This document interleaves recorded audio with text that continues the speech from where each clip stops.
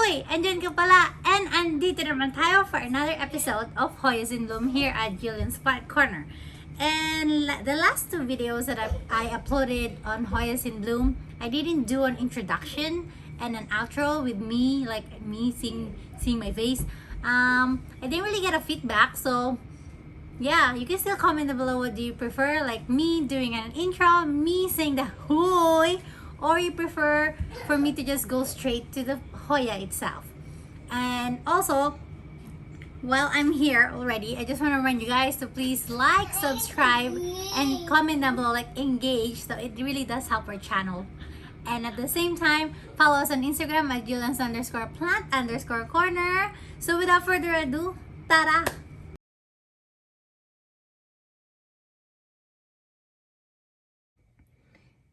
Here it is, you guys. So our featured Hoya for this episode of Hoyas in Bloom is none other than Hoya Campanulata.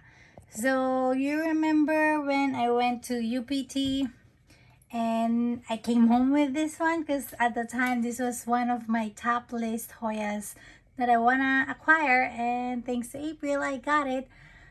This is just bugging me, this guy. I don't know what happened to it, but there's no pest or anything at the back. It looks clear, but there's that blemish on this leaf. I noticed that on this one here too. So as you can see here, it's a pretty tall plant. And yes, it bloomed. And you guys, normally I don't go straight to the scent of the bloom, but this guy, I wish you guys are here to smell it, but it's so nice. It's lemony scent. I would say this is my favorite scent so far out of all the Hoyas that has bloomed in my care. Even though I'm a chocolate person, I would say the Tootsie Roll is kind of cool. And then the other Hoyas, they're mostly like flowery or like floral scent, but this one is lemony, sweet lemon, and it's just a refreshing kind of lemon. And you can see there, OMG, I'm so happy that it finally bloomed for me as this, I think they call this a spur. Is it a spur? But like this old part wherein like it tries to bloom and bloom and bloom. So when I got it, it already has that peduncle, and then it tried to bloom just like, where's the other? There's another peduncle down here. It was like that, I think, that small, but it keeps on trying, and then finally it didn't blast anymore. And here we are making this video because we do have, let's count how many blooms are there. 1, 2, 3, 4, 5, 6, 7, 8, 9, 10. 10 umbrella looking, or yeah, it looks like an umbrella, right? Like looking webbed corolla, you would say, in the corona, just like a typical, like a classic Hoya. That's why it's a Hoya, because it has a corona that's shaped like that. So I wonder what kind of pollinator it attracts. Maybe a hummingbird, but maybe it's too small for a hummingbird, or a pollinator that has a long tongue or something to go under this cloak like corolla. But yeah, it's so awesome that it finally blew for me. This is the first of its kind, like in the sense that the corolla is webbed or umbrella-like.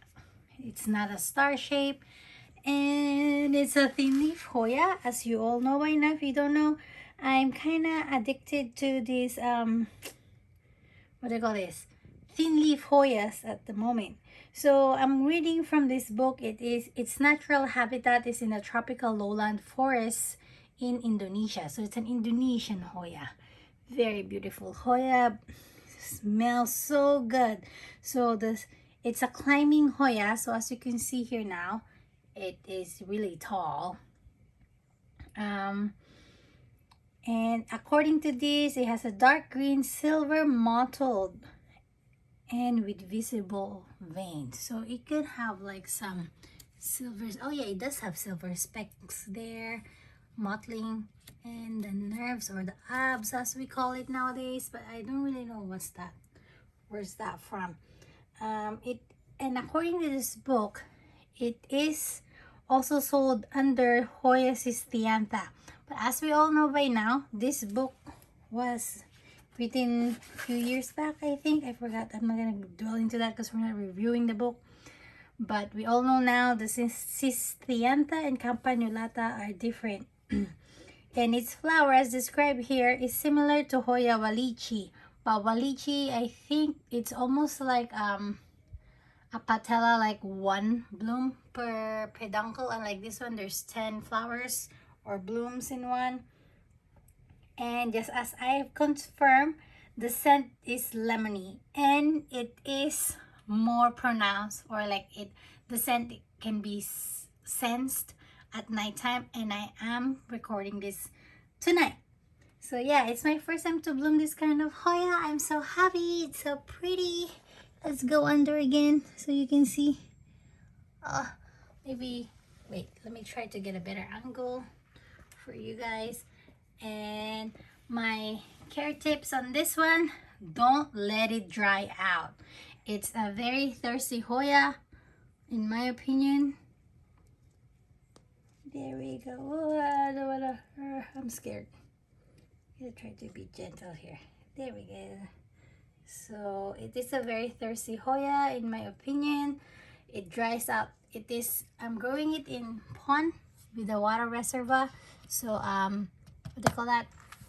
Passive hydro style. And I tell you guys, I have to refill the water. I think that's the key thing. When it starts to produce some buds, just like that guy down here, make sure it doesn't dry up, because those buds will dry up. Just like as you can see there are some dried up buds there. So just make sure you're on top of your watering game if you want to flower this plant. And this is actually hanging on one of our west facing windows right next to my compacta. And yeah, it's hanging there.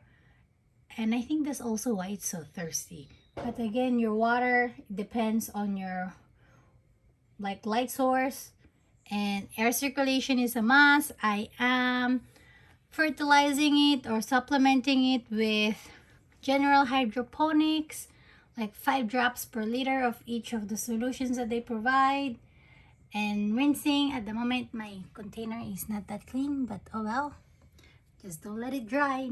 It's just my advice with you guys. If you want your Hoya to bloom, especially this guy, don't let it dry out. Yeah, it's gonna blast. I think mostly that's the case with most Hoyas. So yeah, here you have it, Hoya Campanulata. I enjoy the smell of this guy so much. So beautiful. So beautiful. Thank you, April. I'll be forever grateful for you. Thank you, thank you. Hoya Campanulata, one of our thin leaves Hoyas in this collection. So what do you guys think of Hoya Campanulata? So it is the first of its kind. Like when I mean first of its kind, like the corolla being webbed or like an umbrella shape, not like a star shape like a Hoya carnosa or the other Hoyas that I've shown you guys so far, except for this Spartioides. That one is, well, no, actually its corolla is kind of star shaped too. But yeah, this is the first of its kind that has bloomed for me. What do you think? And this Hoya, by the way, I got this from UPT, or Unsolicited Plant Talks. Yeah, like she offered it for me to be sold, and at that time I was really looking for this Hoya to complete my list of Hoyas that have these characteristics. Excuse me. And yeah, I'm gonna link their YouTube channel, because they do have a YouTube channel, so follow them there, Unsolicited Plant Talks, and their website, so you can also get a hold of your wish list Hoyas, uncommon, rare, or just like Hoyas that you want to collect. They do have it. Yeah, you should check them out. So it's gonna be down on the description. And at the same time, again, I would just want to remind you guys to follow us on Instagram at Plant_corner. I think I'm getting gibberish on that one, but yeah, our handle is always up here. Maraming salamat, and kita tayo next time, and may you always be blessed.